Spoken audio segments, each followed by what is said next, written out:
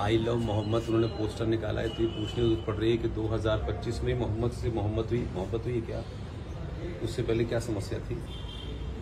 इस देश के कानून को, इस देश में मेजॉरिटी के खिलाफ कोई अनर्गल बात करे, उसकी क्या पहचान है, वो किस पंथ का है, किस मजहब का है, सरकार को सख्ती से निपटना चाहिए।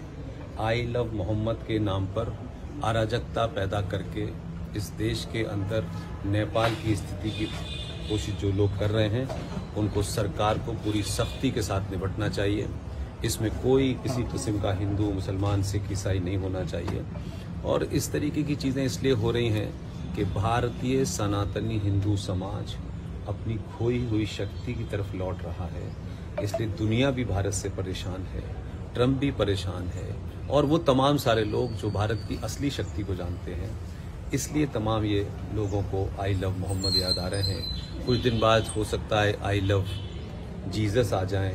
ये सब चलेंगी दुकानें, लेकिन सनातनी हिंदू को मजबूती से अपने पैरों के नीचे जो ज़मीन है, उसकी जो आस्था है, उसकी जो मान्यता है, उसको ताकत से पकड़े रहे। इतने में ही काम हो जाएगा। सर, पूरे भारत के अन्य राज्यों पे धर्मांतरण का कई मामला चल रहा है। छत्तीसगढ़ पे खासकर जो जंगली क्षेत्र है, वहाँ पे जाके आदिवासी लोगों को क्रिश्चियन के द्वारा अपने धर्म में लाने की कोशिश की जा रही है। कितना कैसे रोक लगाया जा सकता है? देखिए, पहले तो ये शब्द जिन हिंदुओं ने निकाला है कि धर्मांतरण हो रहा है, ये सबसे गलत शब्द है।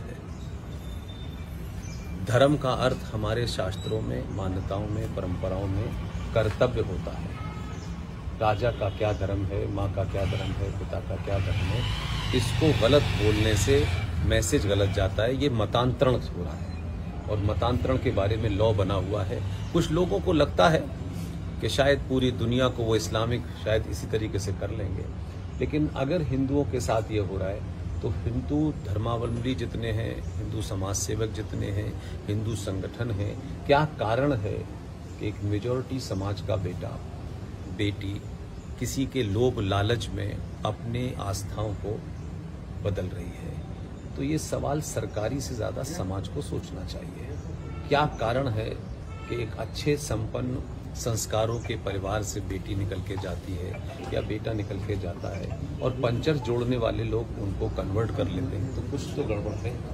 तो हम दूसरे को दोष दें, सबसे पहले अपनी कमी को देखें कि हमारे यहाँ क्या कारण है कि हमारे यहाँ से बेटियां बेटे जो हैं कन्वर्ट हो रहे हैं। सर, आप युवाओं के और विद्यार्थियों के प्रेरणा स्रोत हैं, कैसे उनके दिल में राष्ट्र प्रेम जगाया जा सकता है? देखिए, राष्ट्र प्रेम कोई चीज नहीं होती। सबसे बड़ी चीज है आप सच बोलें। हमारे यहाँ कोई संस्था ऐसी नहीं है कि जो सच बोल रही है। सबने अपने अपने सच की परिभाषा अपने हिसाब से कर दी है। जैसे मैंने कहा ना, सारे धर्म बराबर हैं, धर्मांतरण, ये सारे शब्द गलत हैं। सारे धर्म बराबर हो ही नहीं सकते। धर्म पूरी दुनिया में एक ही है, जो सनातन है। हम गलत तरीके से परिभाषित कर रहे हैं। ऐसे ही इन बच्चों को इस देश में आजादी के बाद से 6 शिक्षा मंत्री बने और 6 मुसलमान शिक्षा मंत्री बने। ताज्जुब की बात यह है कि शिक्षा मंत्री 6 होने के बाद भी वो आज कहते हैं कि साहब हमारे पास एजुकेशन नहीं है। तो ये उनकी समस्या है। लेकिन सनातनी हिंदू को मैं सिर्फ इतना ही कहना चाहता हूँ कि बिना ओरिजिनल सोर्स के कोई बात नहीं कहनी। सुनी सुनाई बातें, नेताओं की बातें, कुछ हिंदू संगठन है कुछ भी बकते रहते हैं, न पढ़ते हैं, न उनको उसका बेस पता होता, न उसकी गहराई पता होती। तो इस कारण से हिंदू कंफ्यूज है। युवाओं से मेरी एक ही अपील है, वो कोई भी विषय लें, किसी भी मत को माने, मुझे उसमें कुछ नहीं है, लेकिन वो कोई ऐसा शब्द न बोलें जिसकी उनको परख ही न हो।